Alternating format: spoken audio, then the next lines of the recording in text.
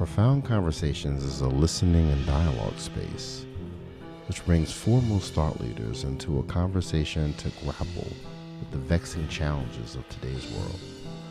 Welcome to another episode of Profound Conversations. Welcome everyone to another episode of Profound Conversations hosted by the Muslim Life Planning Network. My name is Ingrid Palacios and I will be your host today. I am the Multicultural Community Outreach Program Manager at New England Donor Services, the oldest organ procurement organization in the country. We were established in 1968 and we are responsible for the coordination of procurement of organs and tissues in all the states of New England and the island of Bermuda. Today, I have the honor to conduct this conversation with an extraordinary panel of leaders and professionals in our field who will be speaking about the importance of creating cultures of care at home from the perspective of the diversity, equity, and inclusion, for which we also have a recognized thought leader in the panel who will guide us and complement this conversation with her relevant input. And I would like to start introducing our panel with her. Her name is Linda Howard, and she has over 35 years of law, healthcare, compliance, diversity, equity, and inclusion, and multicultural competency experience. Welcome, Ms. Linda. We also gonna have Ms. Janice Whaley, President and Chief Executive Officer of Donor Network West, the second largest OPO in the country. Welcome, Ms. Janice. Also with us today, we have the Executive Director and the President of Nevada Donor Network, Mr. Joe Ferreira. Welcome to this amazing panel. Thank you very much, Ingrid. Appreciate you having me. I appreciate all of you being here and taking away from your very busy schedules, especially during Donate Life Month, which is this month, to be here with us today. So I would like to start with question for Ms. Linda. Why is important, Ms. Linda, that diversity, equity, and inclusion, also known as DEI, is embedded in the cultures of organ procurement organizations or any other organization or institutions for that matter? Well, I think when you look at diversity, equity, and inclusion, you can look at it in two ways. One is what's happening internally, and then that outreach. And the both of them work together. You need to have representation within the organ procurement community that reflects the population that you're serving in order to be able to reach that population. Oftentimes, organizations, particularly at a leadership level, the leadership does not reflect those that they are serving, and it creates a gap when it comes to care. People feel more comfortable seeking care from those that look like them, and they feel like there's some representation of them within the organization, even if it's not their direct provider. So I think as the organ procurement community asks the question, how do we reach more diverse populations? It starts with having diversity at the table in that conversation. Thank you for that. And thankfully, today we have a couple of representatives actually of professionals of color that are presidents and CEOs and are in the leadership of our organizations. I would like to ask both of you why it's important your representation of our communities of diverse groups and colors. How is that impacted your organizations and promoting and fostering diversity, equity, and inclusion? And I start with you, Janice. Thank you, and thank you for allowing me to be here. I think it's very important. When I started at Donor Network West, I walked into a room of my executive leadership team, and no one looked like me. Everyone was white, and I, joined the group with just me being there. And when I looked at the population that we served, however, our population, the majority of our population that we serve, are people of color, 60%. And so then I looked at our authorization rates and saw how low they were in the minority communities and people of color. And when I say people of color, I'm not just talking about Black Americans. I'm talking about Hispanic, Asian Americans, just people in general who are non-white. And so that was concerning to me because I could at that point realize that, hey, there is a gap here. And why do we have so many people of color saying no to donation? And so within the last 4 years, I've worked really hard to diversify, not just on, the executive level, but on the board level on down. So in every group now we have representation, people of color on our board, on our executive leadership team, and we truly now represent the populations that we serve. And so I think it's important because if you're not at the table, you cannot make intentional decisions to make sure that you're meeting that need. And as we move forward by 2040, minorities in this country are going to be the majority. And if we don't have those crucial conversations now with people of color, we're still going to be in a position where a lot of people are going to continue to say no to donation. And so it's very important that we have people that look like me speaking to other people that with the same cultures, and it's not just cultures, it's religious beliefs. There are different things that we need to be very cognizant of as we move forward and have discussions. And we've seen through the work that we've done that we have tremendously increased donation within our communities of color. And I'm really proud of that. And I think it's the work that we've done to make sure that we represent the population that we serve. Thank you. And we're very proud of you, Janice, and everything that you have accomplished. As a professional of color that also don't see that many people like us in leadership, it's always a pride and an honor to have people like you and Joe leading these organizations and saving lives through the efforts of serving with diversity, equity, and inclusion in the forefront. So, Joe, what has mean for your organization, for Nevada Donor Network, to have, I don't know if you identify as a Latino, but I know you're from Brazil, and to have a person of color, a CEO, a chief executive officer like you leading your organization? How has that impacted your organizational goals and your mission? Yeah, thank you, Ingrid. That's a very insightful question, and I appreciate the opportunity to share in this forum, and thank the Muslim Planning Network to allow me to just give a perspective, because I believe that although the outcome of having more diverse leadership and teams across our organizations is sort of an important starting point, just to say, hey, this is our goal, to make sure that ultimately we end up with a more diverse representation of the populations that we serve that match the populations that we serve. At Nevada Donor Network, we take sort of a related but a different approach. We focus most of our efforts on figuring out what the barriers are. Instead of saying, hey, we just need a more diverse leadership team, we want to know, why is it that we're not getting applications from more diverse members that are capable of the job and can perform at a high level on behalf of the constituents that we serve.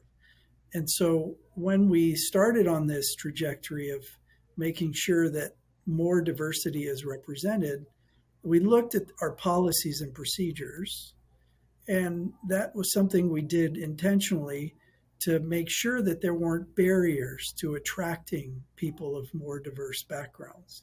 And I think anybody who's involved in DEI work will agree that there are opportunities out there. And I think some of it is personal accountability. For example, if I had not gotten my MBA and had an advanced degree, I would not have qualified for the job of president and CEO of the Nevada Donor Network. So I think we focus on what are the opportunities for people to get those minimum and necessary conditions to apply for the positions in the first place. And we all know that depending on your background or your socioeconomic status or where you grew up, sometimes those things are not accessible because you're worried about other things. So you don't have time to get a master's degree because you're working three jobs and trying to support your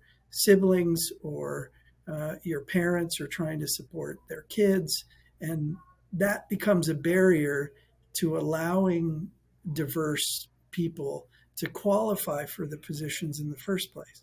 So because of some of the things that I saw growing up, in the remote rural areas of Brazil, some of those kids will never have the opportunity to get an advanced degree.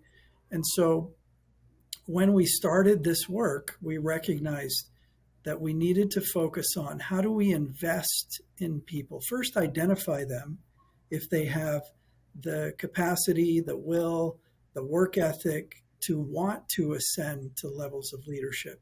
And if they do, and they prove to be the right person, to Kareem and Samuel's point earlier, creating a culture of care is caring about their advancement into leadership positions. But you first have to give them the fundamental knowledge and skills so that they can qualify to be part of the leadership team. And so that culture of care here at Nevada Donor Network is about investing in people, again, that have the work ethic, the will, the desire, and the knowledge to ascend to those levels. And we support that fully, financially, and with time available for them to pursue those things if they have those prerequisites. So I think, in summary, for us, it's more about addressing the root cause issues that don't allow uh, diverse leadership teams. And organically, it takes care of itself when you attract the right people to the organization who can ascend to those levels. And that's something that we focus on at Nevada Donor Network. Thank you, Joe. That's amazing. I am very curious and I will ask you further. But before, I wanted to ask Miss Linda, because we can see what Joe's organization, Nevada Donor Network, have been doing to advance diverse professionals and to support, promote, and advance diverse professionals in leadership roles. Miss Linda, going back to what Joe has said, talking about the disparities that are preventing people of color to achieve leadership roles or to even apply or to even be considered. I know you're also an advisor and as a consultant for HR.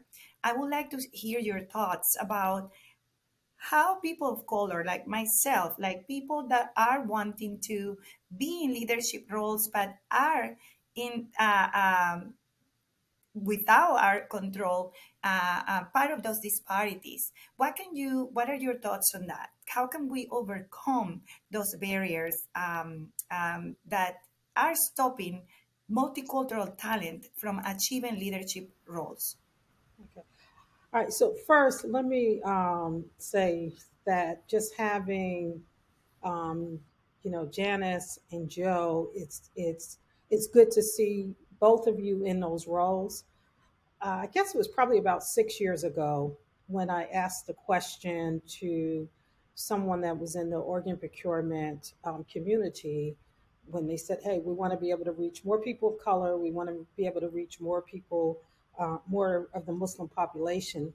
And the question that I asked was, how much of your leadership is people of color, and how much of your leadership come from the Muslim community? And I got a silence.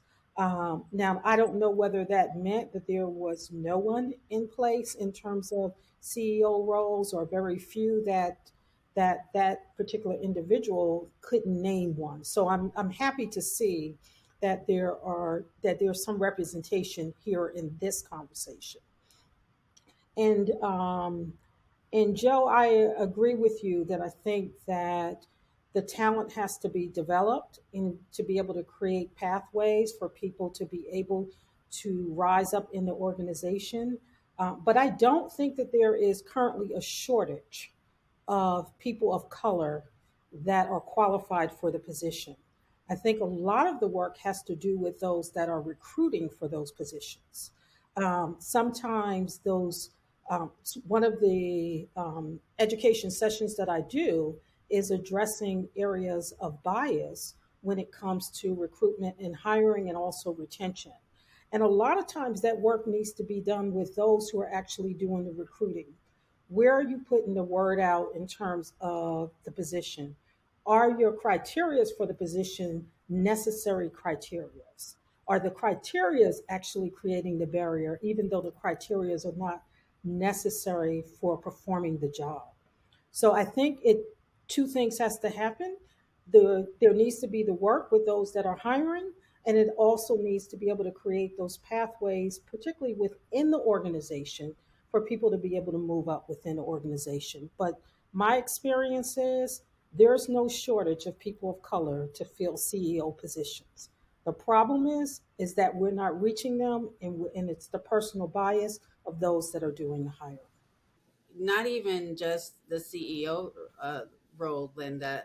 It's even getting to the director role, to the executive leadership team. Um, there are plenty, and my organ procurement organization is an example of that.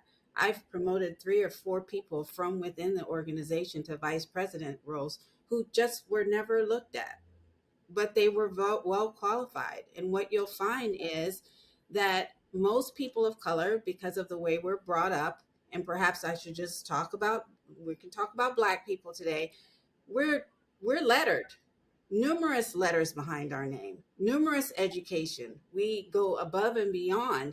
But if you don't have that mentor and that sponsor, you won't get anywhere. And that's where I think it's most important. So I had some very tenured people within my organization who just were not given the opportunity. They applied, but they didn't get the job. Someone that did not look like them got the job.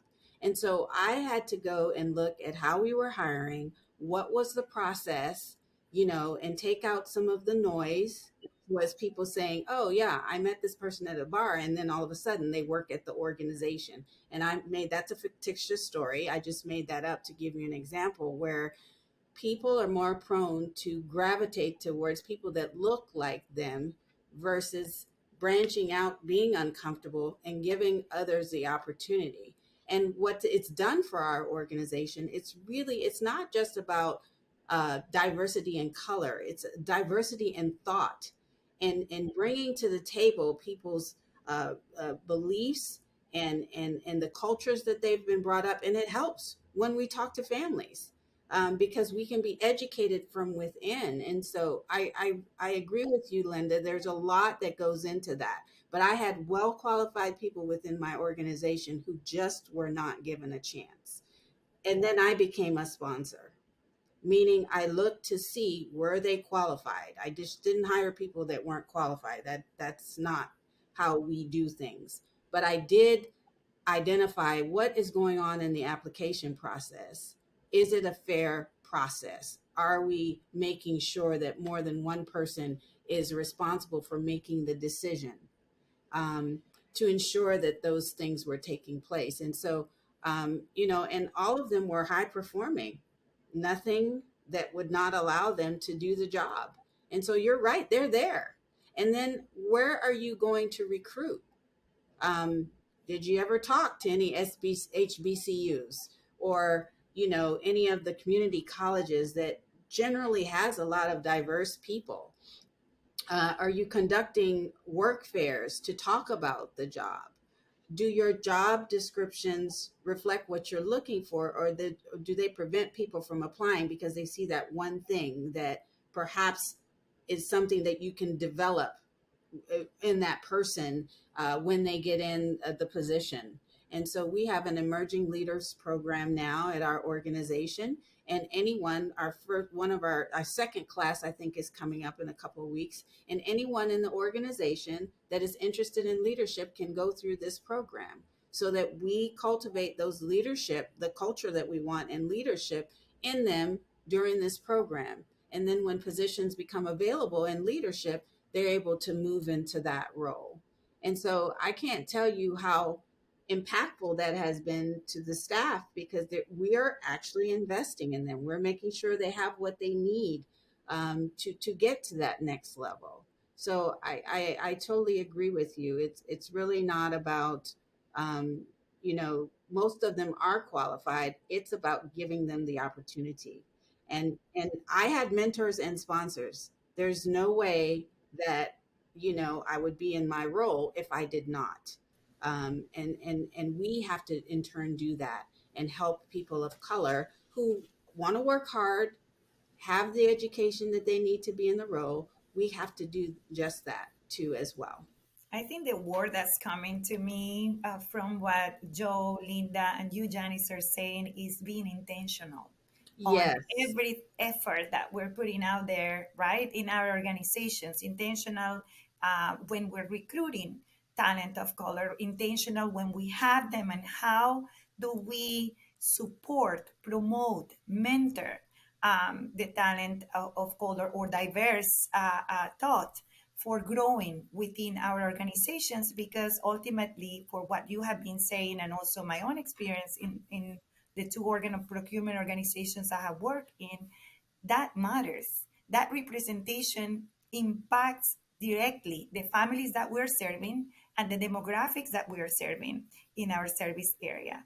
So I would like to ask you both, and then I start with Joe. What would you say, Joe, are the pillars in your organizations, in your organization that are or the strategic initiatives in DEI, that the pillars that are guiding those strategic initiatives for DEI in your organization? Sure, Ingrid. Thanks for that very important question. I would, I mean, you already have heard me talk about what we feel is a pivotal pillar, and that's in supporting and helping to provide the opportunities for the people that have the will, the desire, the work ethic to ascend into leadership. And that type of support, uh, they won't be able to do it unless somebody helps them do it. And my comments earlier related to supporting and removing barriers um, are very internally focused. So we prefer at Nevada Donor Network to try to give the opportunities to people within the organization versus having to recruit from the outside. And if we have diverse individuals, and we do, we have a very diverse staff, including at the leadership level, that is separate from me being the CEO at our senior leadership level. We prefer to say, okay, who do we have on our team, and what do we need to do to invest in their growth and development?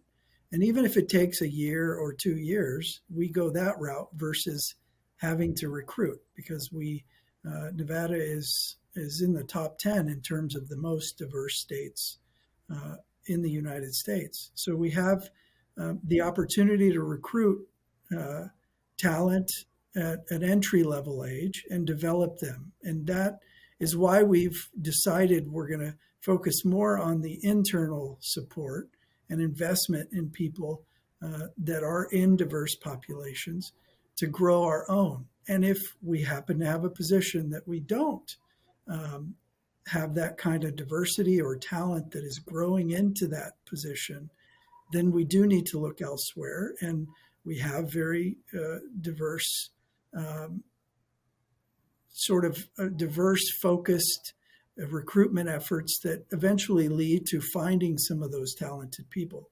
But when your organization prefers to develop its own, then it becomes about removing barriers and providing opportunities. That's a culture of care, so that you don't have to look external and use recruiting methods to find somebody who's ready, although we don't exclude people who are ready and of diverse backgrounds to join the organization.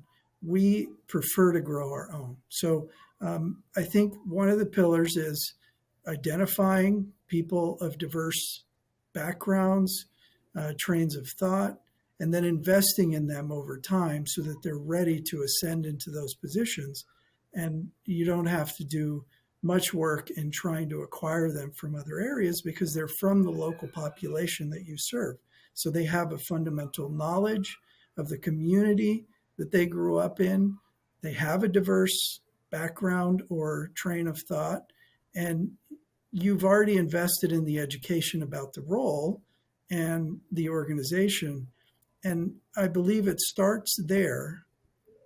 And I think the second pillar is financially, the support the organization provides has to be aligned with what your philosophy is. So we actually reimburse people for their student loans, not if they're actively like trying to get a degree. We, of course, give them the maximum RRS allowable. But if somebody went to school and got a degree, we will, at a certain dollar amount every year, contribute to paying down their loans, which sometimes is a barrier for people, even internally focused, whether you're recruiting or not. And I think the next pillar is you have to make sure your financial resources that you're giving people to grow and develop are aligned with your philosophy. And I guess the third thing I would say is the notion of uncomfortable inclusion. I mean, obviously, I care a lot about the concept of inclusion in the DEI landscape. But I've often said, and actually put it in the book that I wrote about personal accountability, is if your process of inclusion is not uncomfortable, then you're not being inclusive enough in terms of inviting people into the conversation. And that doesn't just mean a diverse heritage or a background. It means diversity of thought that are going to challenge your notions.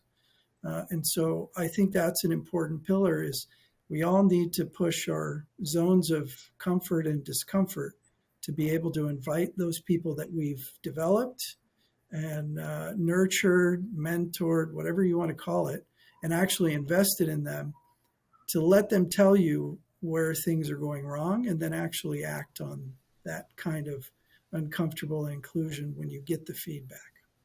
I like that uncomfortable inclusion because this work could be, and Ms. Linda can speak to that, uncomfortable, but it's within that really we become, or you as leaders become those agents of change that are needed to really make an impact in the communities that we serve. One thing that I'm interested in talking about is about, we're talking about increasing, promoting, um, in the side of academics, or how can we mentor and sponsor in that perspective of advancing careers?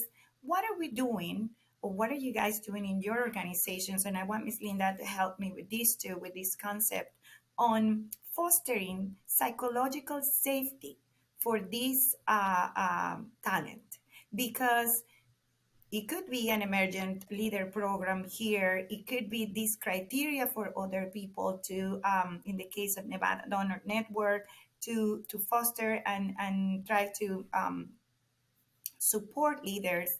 So say I am one of those employees of color that have been overlooked, that has been, and I'm doing my work. However, I'm talking about for uncomfortable inclusion. I want to be included, but I don't know if I can be myself. Am I going to be able to bring my whole self to that new role, to that new level, and bring my perspective to the leadership role? Or am I being just put there because I am a person of color? I am a Latina, so we need to be performative. I'm just asking this question because I know a lot of my colleagues, that's some things and some fears or some doubts that are expressed there when certain possibilities are out there. What are you doing to ensure that people feel that in every role or in any roles, if people working in the ground level, people working in the mid level, or achieving levels of leadership, they can continue bringing their whole self to your organizations? And I start with you, Janice. Well, thank you for that question. I think psychological safety is very important, and you have to develop that over time. And it also has to do with trust. Um, when you build a trusting relationship with someone, it's easier for them to feel safe. And something that goes along with being a CEO is that they at times think you're not approachable. And so I have often just gone and sat in our, we have a little cafeteria. And at first they were like, oh my God, the CEO is here, et cetera. But then as I began to have day to day conversations with them and talk about their family, whatever they wanted to talk about, it builds that trust. And several of those people who finally figured out, oh, Janice is normal, I can talk to her, have then had the courage enough to come to my office and say, I really love what I'm doing, but I'd like to know how I can advance. And of course, you take the time to, figure out what would be best for them, but being honest with them too about, okay, you may be able to go from point A to point B, but not necessarily from point A to point D, and sometimes there's unrealistic expectations of how things are done, and you encourage them. And so, one thing that I do is when I know somebody is like, I want to retire in this field, or they are so passionate and they are so committed. We have 3 scholarships every year to the University of Toledo, and we have people from any department. They're able to apply. They have to meet the qualifications because it is a master's program, but it's the only organ procurement focused type of master's program, master's in human donation science.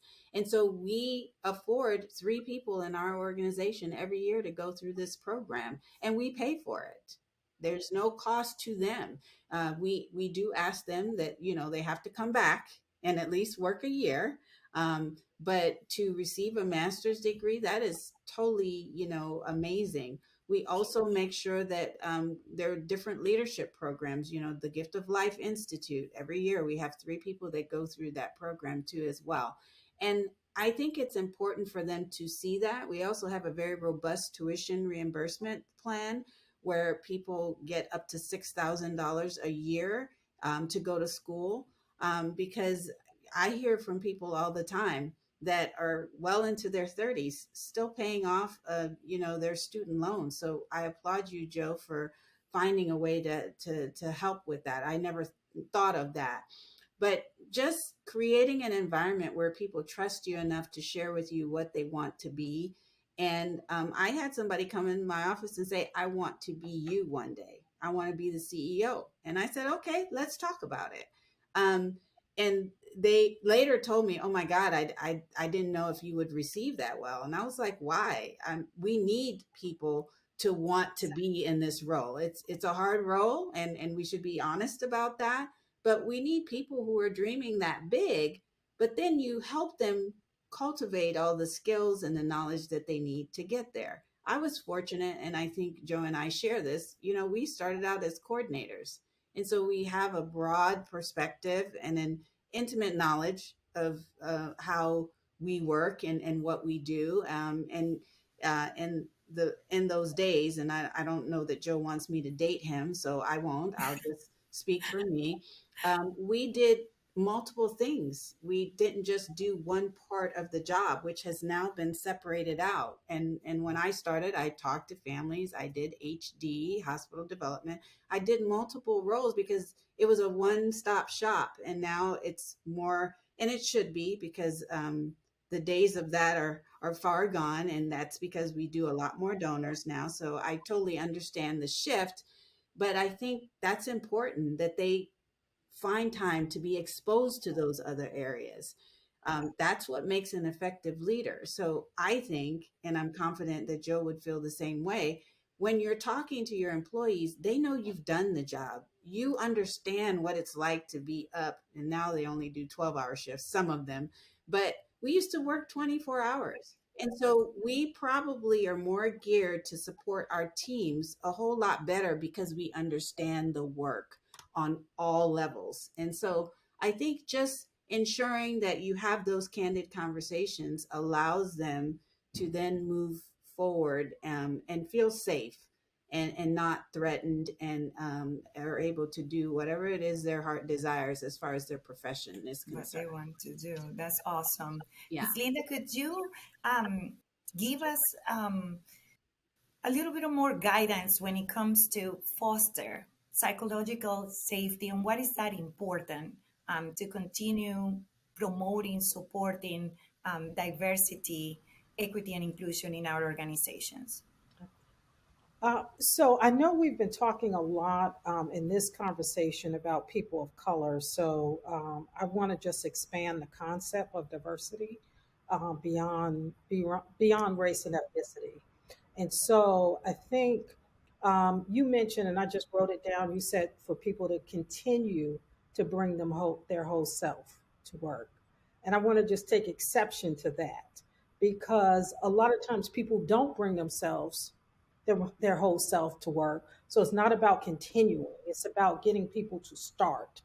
And a lot of organizations, they'll put out, hey, we want you to be able to bring your whole self, be yourself, but the organization is not ready for it. And I'm going to talk a little bit about religion because this is something that's a passion for me. So although there may be some um, acceptance in terms of, okay, we're going to have some racial diversity, but do I feel comfortable, if I'm a Muslim, do I feel comfortable being a Muslim in that environment? um, and so in that representation, is the organization set up to accommodate that and to respect that? Am I going to feel comfortable in that organization being able to stop and make prayer? Is there just a space for that? So I think when we think about being able to bring your whole self to work, we have to think about all of those things. Oftentimes females are invited to the boardroom, but they're not invited to the boardroom to act as themselves. They're actually invited and expected to act in a certain way. Like, this is the way we conduct ourselves in board meetings. Well, that's the way you've been conducting yourself in board meetings when it was all white men. So being able to come in and be myself in that meeting and not to feel as if, oh, I'm not being professional. So I think that work has to be done at the organizational level in terms of shifting cultures and done in terms of leadership. So what do you mean when you say bring yourself to work? Are you really ready to receive that person, who they are, or do you have enough understanding of who they are, or have that competency to be able to deal with diverse cultures? So I think that it's a little bit more than race, and do I see someone that look like me, but can I be me, and whatever that is, if it's my political views, my religious views, my my culture, things that I express in my culture as well. 100%. Thank you so much for that, Linda, because that really put things into perspective and help us to put all our thoughts together in a way that is helpful to advance diversity, equity, and inclusion in the most effective manner for our organizations. And so I wanted to ask Joe, this is what the work that you guys are doing as CEOs in your organizations, and coming from being coordinators and having all those levels to that you guys went through to get where you are, have given you an amazing perspective of what is needed in order to better serve the multicultural families and communities that we serve every day. So I wanted to know what's being done, Joe, in the national level outside of your organizations for other organizations to also emulate or learn or also implement and advance and incorporate DEI as a crucial, relevant, super important piece of the culture of the organizations in order to achieve the goals that we have set up to achieve when it comes to saving lives. Yeah, no, that's a great segue, Ingrid, into something that I think is a crucial part of this whole conversation, which is some people refer to it as the value proposition. And I've heard a few times, Janice has said it, Linda has said it, and you certainly understand this concept. Ultimately, at this level, C suite, vice president, we're all fiduciaries of the organization that we serve, meaning we may have personal feelings about what DEI looks like. There may be models, uh, but ultimately, unless it advances the purpose of the organization and maximizes it, it doesn't matter what credential you have, what background you have, what experience you have. If you're not coming with a value proposition to advance the goals and objectives of the organization, you're likely going to get looked over. Even if you have the credentials, or you have the diverse thought, or you have the diverse background. And now more than ever, as OPOs, there's an accountability to performance. And so when we're looking around, and I agree with Janice, and back then we used to call it Iron Man coordination. Like the fact that we did pretty much every job that an organization like us has equips us to be able to speak for different levels and different uh, the different breadth of skills required, diversity of thought required, that allows us to assimilate that into what is the organization trying to accomplish. And I think part of this DEI conversation, um, and a big notion in the book that I wrote, is the personal accountability for saying, include me in the conversation, not because I'm diverse, include me because I will help the organization accomplish its objectives and do it beyond reproach. And we, as I've heard several of you say, when we're representing a certain population, for example, in the Latino population, yes, I bring a certain level of knowledge and capability to relate to the Latino South American population. But if I'm not effective at my job and I'm not advancing the directives of the organization, which is to maximize organ tissue and eye donation and transplantation, then it doesn't matter that I'm diverse if I'm not bringing that capability to give a value to the organization that I want to be a part of. And so I think when we're talking about DEI, we should do it in a way that speaks to the boardroom, speaks to the C suite, and says, I'm willing to put in the work. I'm willing to do any job you want me to do. I've gotten the qualifications, or you've helped me get the qualifications. And I'm actually going to deliver value as a leader or as a team member that will translate to the organization maximizing its goals and objectives, as opposed to just saying we all just need to be more diverse. It has to come with a goal in mind and an objective that supports the organization's framework, bylaws, board structure. And then we deserve a seat at the table if we can prove that we're bringing value to advancing the directives of the organization that we're intending to be a part of and we want to grow in. Yes, I hear you. I want to then I don't know if Miss Linda want to add something because I see that Well, you're nodding when Joe was yeah, speaking. just in terms of thinking about, organizational objectives. And, I agree with Joe. It's not just about diversity within the organization, but, are you meeting the objectives?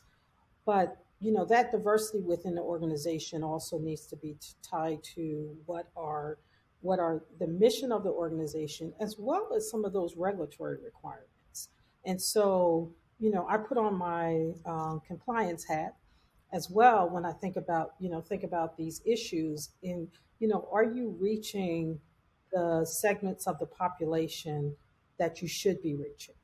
Um, is that work being done? And do you have a workforce that actually has the competency to be able to reach these various populations? And I know this is not on the organ procurement side, but one of the things that Janice used the word in one of her comments about a fair process, and and and a lot of times when I'm talking to those in the organ procurement community, I hear, hey, well, there's a donor list, and that's a blind process. Um, but but but how do people get on the donor list? And there is some screening that takes place. And is there that competency for those that are doing the screening? How diverse is that population of the providers that's actually making an assessment of whether or not you have adequate family support?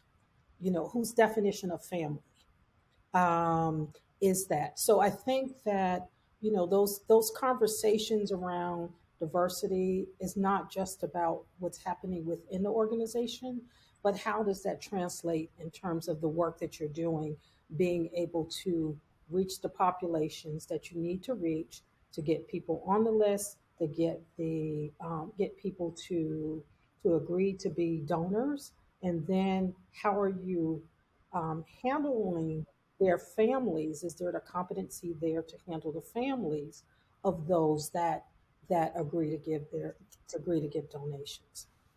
Excellent. That is exactly what we do in the organ procurement side of things, is that reaching the donor families in, and how are we serving them either in the hospital setting or in the community settings, not on the transplant side or necessarily the waiting list, but to get them registered, to get them saying yes to register for as organ donors, or to say yes to donation when they're losing a loved one.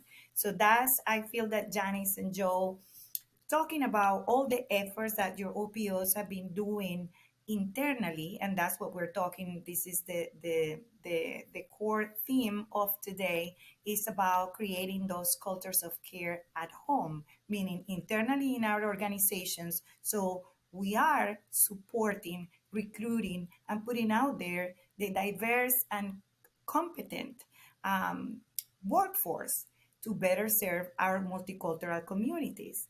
And so we are all together, as I see it, advancing to achieve that goal of 50,000 organ transplants in 2026.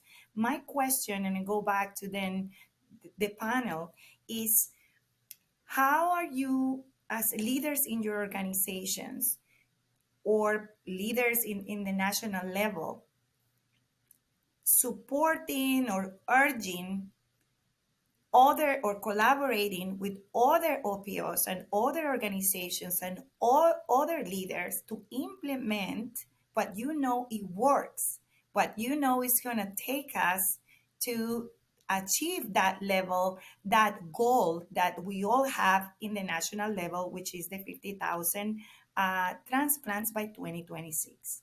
Thank you for that question. That's a great question.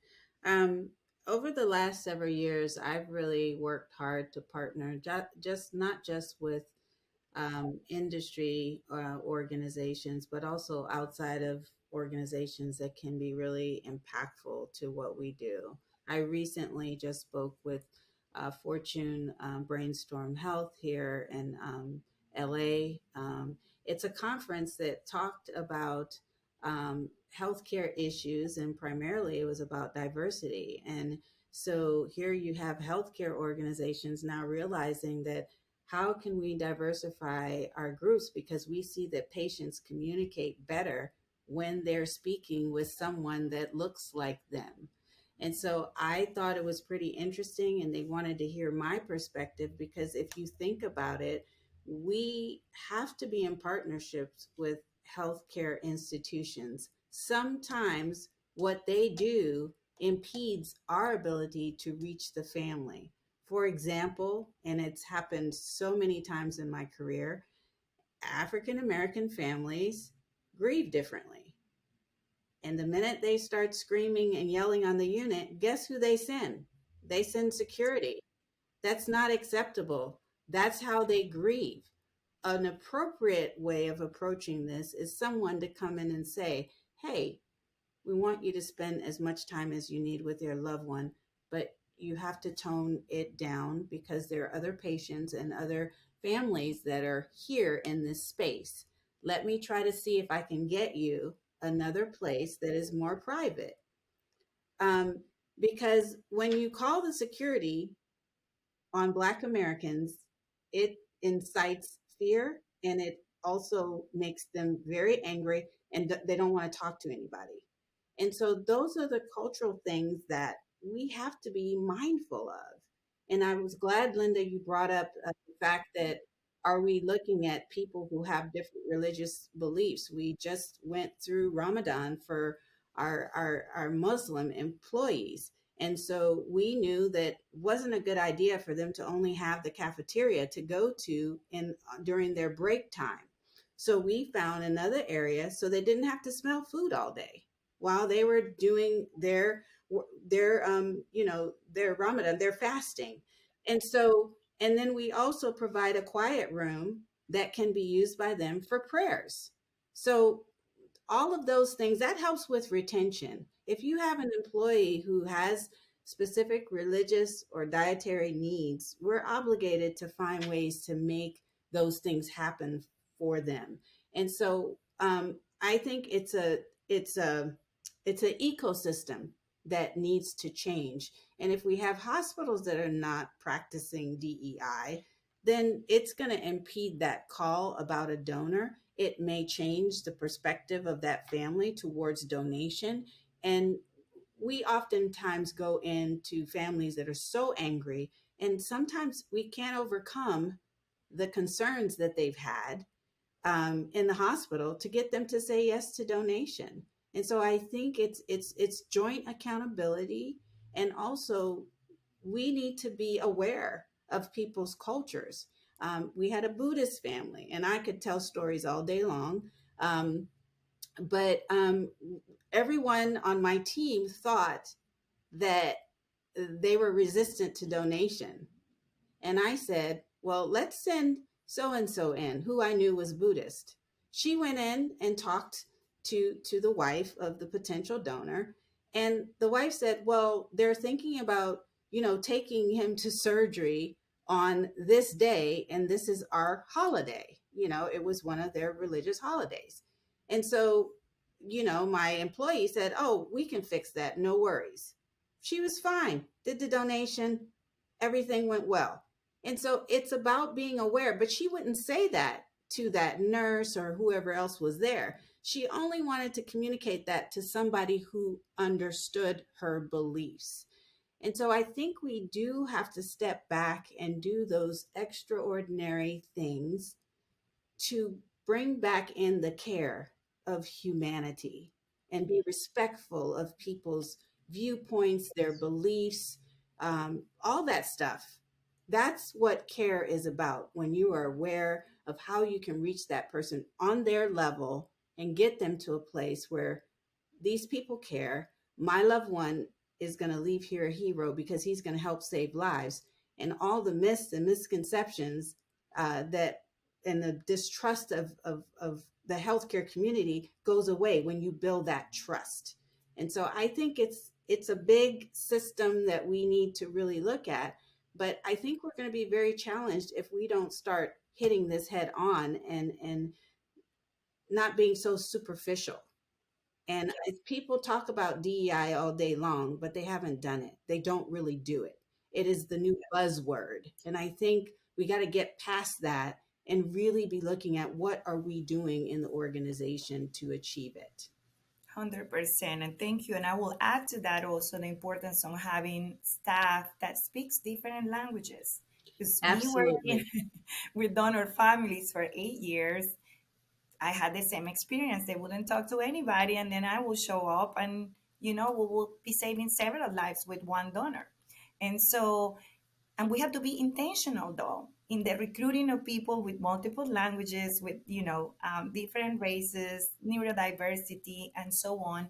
That family can identify, can open up, and can say yes to donations. So, Joe, final thoughts on that question on how to collaborate with, like Janice mentioned, the ecosystem, the system in our field, and also encourage and urge other OPOs to incorporate this agenda of DEI, advancing DEI, in order to achieve the goals of 50,000 transplants by 2026.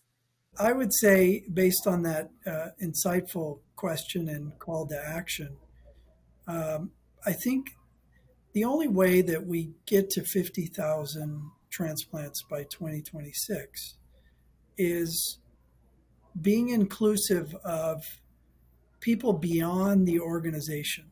So we've talked a lot about what are the strategies that we as OPOs internally focus through we have a DEI committee internally. We also encourage DEI infusion into all aspects of the organization. We have diversity in our team. Uh, at some point, though, it becomes self limiting if we feel like we have to do it all ourselves. And as Janice will tell you, OPOs are community based organizations, meaning if you don't leverage the community to tell your story and advocate for you, it's impossible for an OPO alone to maximize donation and reach every potential donor and those donors to yield actual transplants. So for me, the critical mass of gains that we will reach in the next several years has a lot to do with how that value proposition between the OPO and the community is invested in and is allowed to flourish. So I'll share one strategy that we've utilized here in Nevada to be able to accomplish that. We started a foundation board with very, very powerful uh, community members that have influence on the community. We started a diversity council. Again, this is not the OPO. This is the diversity council aimed at increasing the level of donation amongst all communities. That is not the OPO. It's an external diversity council that has the mission of furthering more transplants, more donation. And I think if your brand of the OPO is not inviting to bringing non-traditional members to advocate for you, and not and sort of the community has left it up to the OPO to do everything, then that is an opportunity for you, because we know that we are all conflicted in the OPO space. We want everybody to donate. We are all donors. We all want to transplant organs. And if my time comes and I pass away, I'm going to be a donor if circumstances allow. We're conflicted when we go out to the community and our teams go out to the community and say, everybody should be a donor. That, yes, that's true. And it's not going to stop us from advocating. But unless you're leveraging the community to carry that message for you and advocate for you, then it's impossible to maximize the reach of the OPO. So my advice would be look at who you're leveraging in the community to tell your story and have them advocate for you. Have them be your champions so that in turn it benefits the recipients that are waiting and the heroic donors that give. 100%. And I will add also equip them and facilitate the resources and the materials to be out in that community and communicate that message, right? I'm talking That's about things in different languages, having, people that speak different languages out in the community that are reaching those populations that need to be informed to make that informed decision to say yes to organ donation and help us to get to saving more lives. I So I can be here all afternoon and I want to continue asking questions, but we have come to the end of the hour. And I know, and for our listeners, this is just the first of many. The conversations that we're going to be having about diversity, equity, and inclusion, and how are we implementing that in the organ procurement, donation, and transplantation arena so we can continue saving lives, but more importantly, serving our communities out there in the best way possible. I want to thank our panel today, Janice Whitley, Joe Ferreira, and Miss Linda Howard for being here today and having this amazing conversation. I thank you because I have learned so much, and I hope our audience also have learned so much. Their bios are going to be included in the website, so please go ahead and check that out when they're available. And until next time, I hope you continue supporting profound conversations and in every way possible so we can continue giving the education to all our listeners. And for today, I will say goodbye. I have a wonderful rest of the week.